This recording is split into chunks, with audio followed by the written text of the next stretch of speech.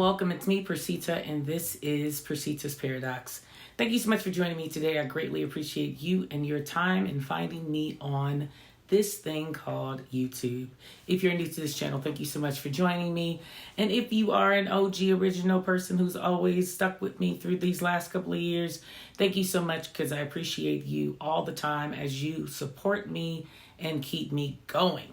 So, today, we are in June, right? I am feeling June. And I don't know why I'm feeling June so much.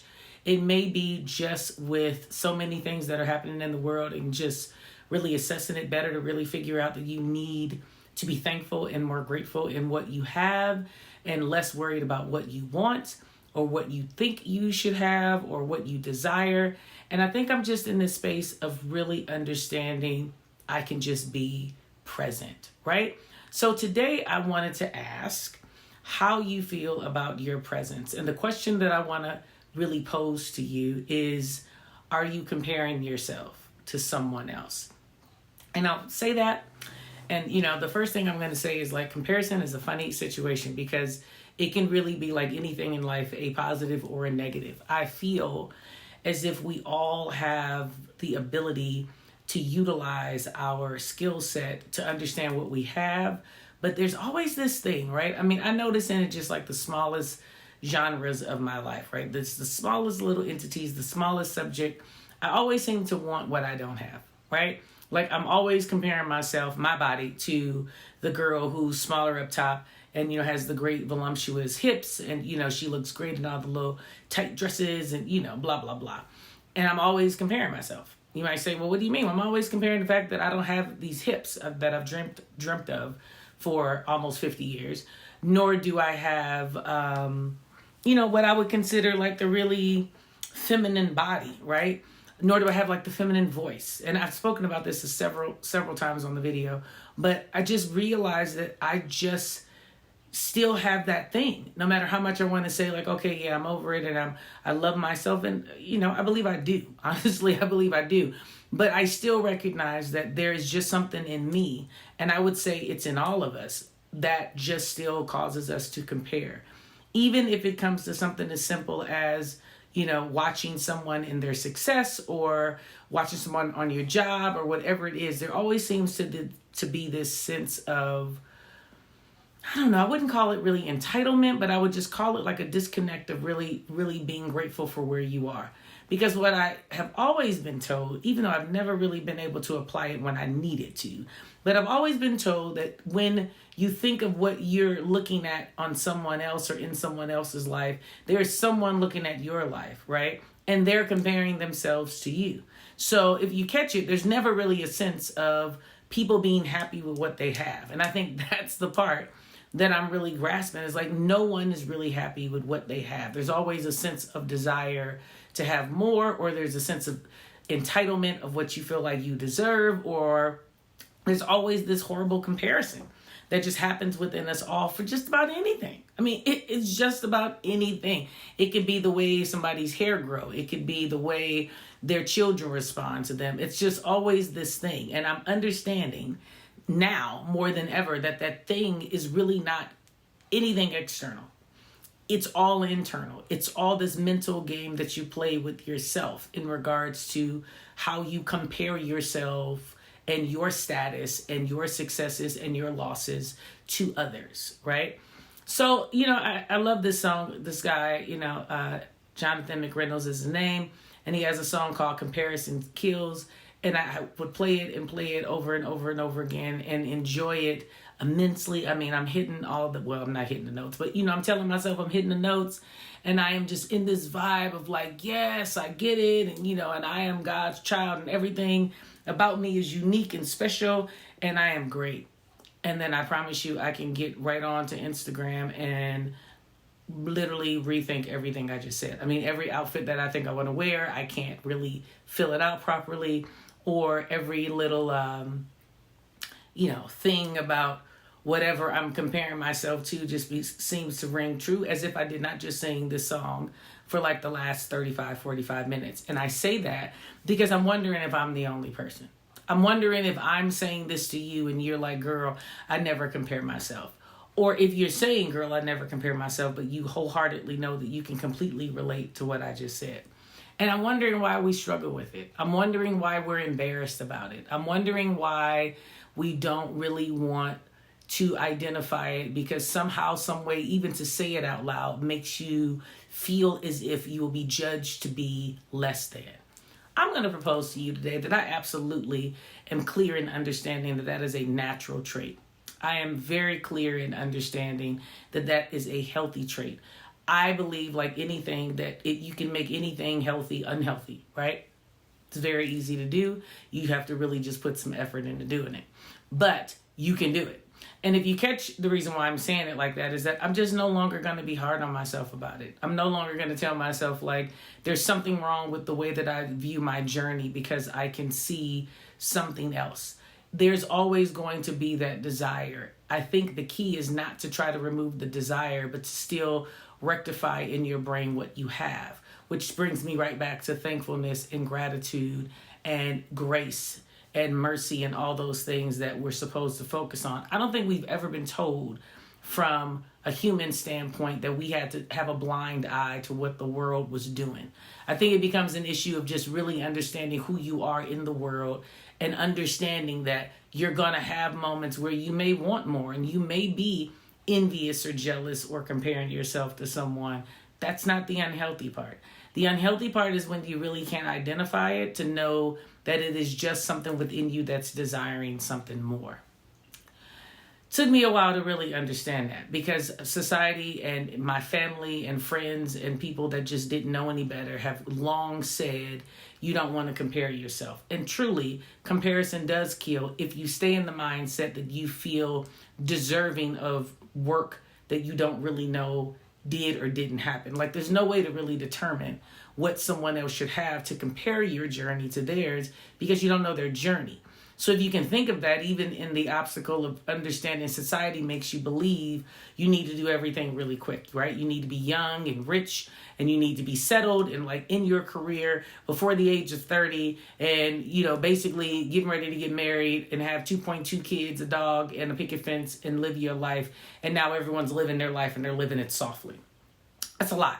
That's absolutely a lot. So if at any point you don't reach any of those thresholds in the time that's been allotted to you by society, it causes you to compare yourself. But what if I told you that if you actually create a new grid, if you actually create a grid within yourself of what you have put in work for and where you feel like that work should have taken you, and you recreate your own guideline and timeline on what your success could be, you're still going to compare, but you're going to have a better view of how the comparison should look. You're going to have a better gauge, a better scale, a better graph, right, of how it actually should work. That's what I've learned.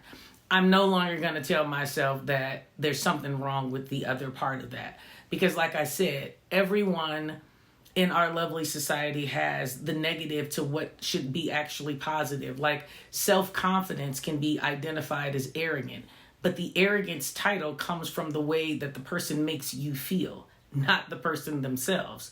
So if you say to yourself, well, I feel like that person is arrogant. Are they arrogant? Are they self-confident? Are you feeling as if they're belittling, or are they actually purposefully belittling you? It's all in perspective. It's all in the way the person is receiving whatever the information is. How many times have we heard, it's not what you say, but how you say it?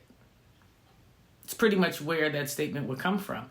It's not as if what the person is telling you isn't true, but there's this thing that society expects you to do to actually be soft in the way that you deliver whatever the message is.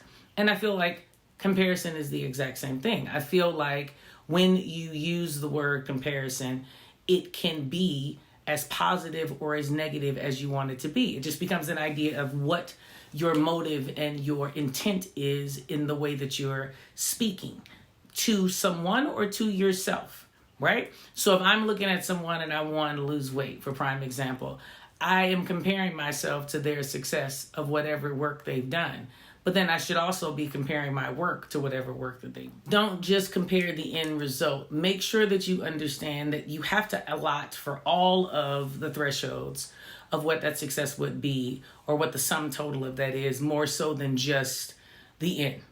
Very easy to compare yourself and get discouraged if you're looking at just the end. But if you've done the work and you are in a space of understanding that your comparison is completely level across the board, meaning it makes sense, meaning you could actually put your work against someone else's work, then it doesn't work any other way. It doesn't work for you to do it unless you can actually do it that way, unless you can actually put yourself in a space where you say, you know what, I know for a fact that this is what I've done and this is where I should be, and we are compatible in this level, and this is how that is for me. Because once you do that, then you're going to stop and realize, like, but even after I've said all of that, I'm not that person. That's not my end result. That's not my journey. And you can pull from that and learn to then feel blessed by what your success is, instead of wallowing in the idea of you should have what the other person should have. And when you say that, again, I just think people really don't want to be honest about it. I mean, I'll promise you, as you're listening to this, I'm sure there's going to be people who go like, girl, oh, sorry that you do that, but I don't do that. I'm going to tell you dead to your face, you're lying. Because I could probably tell you that behind closed doors, there's going to be someone that you compare yourself to. There's going to be some situation that you feel as if you just can't wait to be able to be there. Or you just can't wait until because you've seen someone else experience or do something that you feel like you're ready for, you've worked hard enough for, or whatever. That's the same thing I'm talking about. I'm just going to be more honest and open about it to say that this is the way that I've learned to understand how I don't have to compare, how I can use comparing or comparisons as a positive, and how comparison does not necessarily have to kill me because I'm not gauging my truth against what I think would be someone else's truth. And to be really deep about it, unless you are really able to talk to the individual that you're trying to compare yourself to specifically, to ask the specific journey, even with all the research in the world, you don't really know what a person has gone through to achieve or not achieve what they have. So I'm always telling people, like, look at it and use it as a gauge, but a very loose gauge, a very, how do I put this? A very voyeur type angle where you're creating your own illusion, and that illusion should assist you in creating a fantasy dream life of you dreaming big for whatever you feel like you can achieve in life and whatever you feel like you aren't really doing in life, right? Then I think when you start to look at stuff, then you can look at it a little bit better, and you're not as bitter. You're not as bitter. You're just not in a space where you are spinning the wheels of self-doubt and really not believing that you deserve anything because you don't feel like you have gotten what you feel like you should have at this point. Entitlement is tricky because you have, of course, done something. But the question remains, like, are you patient enough to allow whatever your blessing is to come to you? All of that is easier handled when you can understand what the negative thoughts that your mind brings forth, like the entitlement and the comparisons, so that you can find your way through the minutia and see the thankfulness and gratefulness you should have. Because the one thing you forget when you're comparing yourself to others is that you're not who you used to be. So like I said, you have grown leaps and bounds typically, so that you can actually see yourself in a different light. And then always remember, there's someone who would love your problems. There's someone who would love where you are right now. Like, as I just talked to you about wanting, hips and all that, I get told all the time on how people wish they had my body.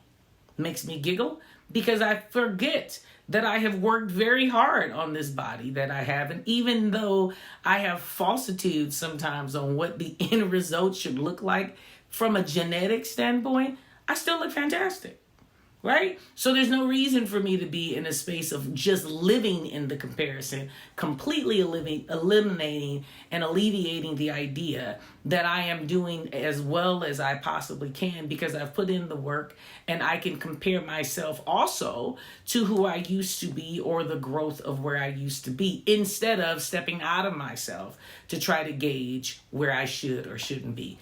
It's interesting because we don't really think about it. We don't really put ourselves in a space of really allowing the time to dream anymore for ourselves, because we are basing our dreams so much on what we feel like others have and now what we dream to have. that's a good and a bad, because you still want to be in a space where you can rectify your own workload, where you can rectify what's really attainable for you, where you can rectify, can I really make that happen? And I don't mean that you can't. I mean that you have to know that whatever dream you have, as big or as small as it is, requires work, it requires dedicated work, and it requires patience. And all those things aren't always readily available to our mindsets because, like I said, the world can be really rough on just what it expects from you and how it gives you senses of support. And so many times we just don't feel the support, and we don't really feel as if we're going to make it, and therefore our gauge gets off again. And that's why I say over and over again, the comparison can be a little wonky, right? So that's just something that I've learned in regards to how I move in my thought pattern and my mindset of comparisons or envy or any sense of waiting on God to move with my blessings and for me to have whatever it is that I'm looking for. And I say that because I just don't feel like people want to talk about it, and I'm comfortable with whatever judgment you feel like you have of me. Why? Because I'm clear in where I am, and I'm clear in where I've been, and I'm clear in where I'm going. Even when I take the time to look over and get jealous of something that I'm like, man, I wish I just had that right now. I wish that I was ready for it right now, because I'm also a strong proponent on if I haven't gotten something, it's because I'm not ready for it. And I'm preparing myself to continuously become ready for whatever it is I am believing my life's desires and purposes are. It is very, very, very easy to lose sight of that. And I'm just holding true to the idea that if you're keeping your purpose in front of you and you're living your truth and you're okay with the hiccups and you're okay with understanding you're not perfect and you're okay to understand that it's okay to look over at someone else's life and say, you know what, I desire something very similar, and not be so bitter and angry about it and not be so jealous of it to the degree that you don't really wish people well. There's nothing wrong with tooting other people's horns as you're waiting for your horns to be tooted. You have to understand that, because if you don't understand that, then you're just not really being honest with yourself to understand that the process of life does not always warrant you always reaping. Sometimes you have to sow. Sometimes you have to plant yourself and be prepared to wait your turn. And I think that's the part where people don't want to talk about it. Everyone's kings and queens. Everyone is supposed to be millionaires. Let society tell it. That's also something that can be very dangerous, because it's a serious, serious task in order to lead. It's a serious task in order to have much, because there's a lot that's required when you have much. And a lot of us feel as if we should just have much without really understanding the requirements, right? So I just want to be clear in understanding what I'm trying to convey to you today, but also be very clear on why I think it's very important for you to just take the time to ponder just what we're talking about and understand that your time is coming. As long as you're willing to understand that, as long as you're willing to take everything about you, good, bad, and indifferent, as long as you're understanding that everything can be positive or negative. It's just based on perception, and it's based on how you feel about yourself, because there's nothing about anything that's happening around you that is not able to either make you or break you. You've heard the is it a lesson or is it a blessing? It's always both. Truthfully, it's always both. It's just a matter of how are you going to turn that situation or that circumstance. Could you try again? Cancel. That's really... I didn't get that. Could you try again? Siri, off. Okay, so I definitely know this video must be for somebody, because everything that could be wonky right now is wonky. Anyway, so moving right along, you just want to do the things that we talked about. You want to make sure that you're on task, and you want to make sure that you are keeping your purpose in front of you. Absolutely keeping it in front of you. That's going to walk you through all of the mishaps and all of the hiccups and all of the insecure moments and all of the situations where you feel as if you want to give up, and all of the self-loathing and all of the I'm so tired and I just can't wait and how long moments. Okay, so try those things. Go back and listen to this video if you missed anything, and let's see if we can help you help yourself to be as great as I know that you are. So, as always, thank you so much for joining me. And of course, if you have been with me this long, I greatly appreciate your support. Please like, share, and comment. Please make sure that you subscribe, hit the notification button. Follow me on all of my other channels, so to speak. I have a TikTok and also have a Instagram. I'll link the handle below. And of course, anything else I can think of, I'll add it to the next video. But before you can do those things, please be so kind as to do 3 things.